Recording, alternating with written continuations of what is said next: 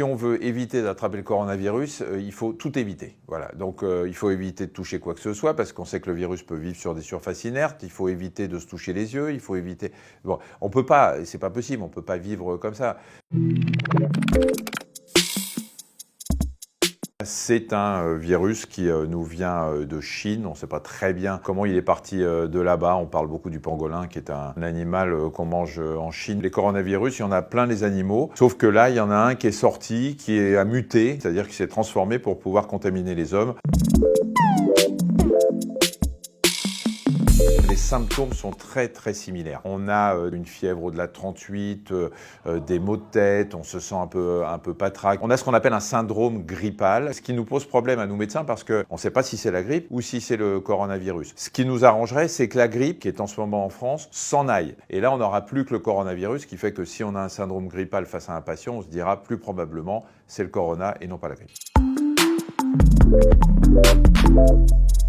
La grippe s'en va en général quand les températures augmentent et là on n'est pas sûr du tout que le coronavirus va attendre le printemps pour s'en aller. Il a l'air de résister et de se foutre complètement des températures extérieures. Ça n'empêche pas que le virus, si les barrières qui consistent à éviter de se transmettre sont efficaces, eh bien, ce virus va s'en aller de façon très naturelle puisqu'il n'aura plus d'hôtes chez lequel il va pouvoir se développer pour infecter d'autres personnes. Ce qu'on ne sait pas, c'est si ce virus va persister dans notre environnement et qu'on va le retrouver tous les ans.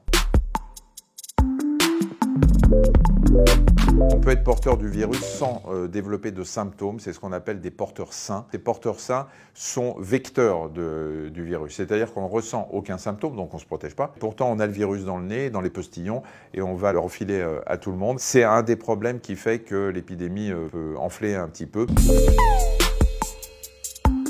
Pour le moment, ce qu'on dit, c'est que si on n'est pas malade, il n'y a aucune raison de porter un masque. C'est pas du tout recommandé. En revanche, si on a des symptômes, si on tousse, si on n'est pas très bien et qu'on veut protéger les autres, surtout, on peut effectivement mettre le masque chirurgical. Si vous avez un lavabo et du savon, c'est beaucoup mieux. Si vous n'en avez pas, ayez votre petit flacon de gel hydroalcoolique en sachant que malheureusement il y a une pénurie parce que tout le monde achète 10 flacons. Le gel hydroalcoolique, si on l'utilise très bien en se frottant dans les espaces interdigitaux entre les doigts, bien le pouce, etc., c'est quelque chose qui est très efficace. Il n'y a aucun remède naturel, il y a des fake news, il y a des trucs qui se baladent sur Internet qui sont complètement dingues autour de l'ail, du citron, de tout ce que vous voulez. Il n'y a aucun remède naturel. Si vous prenez un remède naturel et que vous êtes face au virus, il va juste avoir un fou rire et il rentrera quand même. Donc ça ne sert à rien. La mortalité est un peu plus élevée avec le coronavirus qu'avec le virus de la grippe.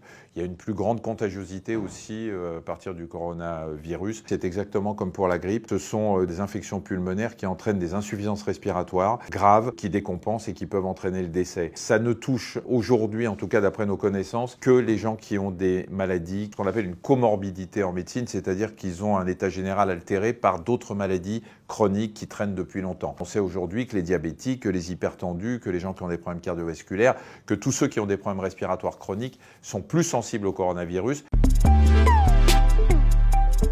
On ne sait pas si le fait d'avoir attrapé le coronavirus vous immunise contre une prochaine rencontre avec le coronavirus. En Chine, en tout cas, ils disent que ceux qui ont eu la grippe sont peut-être un peu protégés par rapport au coronavirus, mais ça, c'est encore des données qui ne sont pas sérieusement établies. A priori, quand on rencontre en général un virus, si ce virus ne change pas, on est immunisé. Le système immunitaire va le reconnaître lors d'une prochaine entrée, mais c'est exactement le problème de la grippe. Il suffit d'une petite mutation, d'un petit changement pour que l'organisme ne le reconnaisse pas. Ce qu'on sait aujourd'hui, c'est que les enfants sont moins touchés que les adultes. On ne sait pas si c'est parce que l'adulte fait une surréaction quand il est infecté par le virus. On ne sait pas si le système immunitaire de l'enfant qui, lui, est en train de se former est plus efficace pour se débarrasser du virus.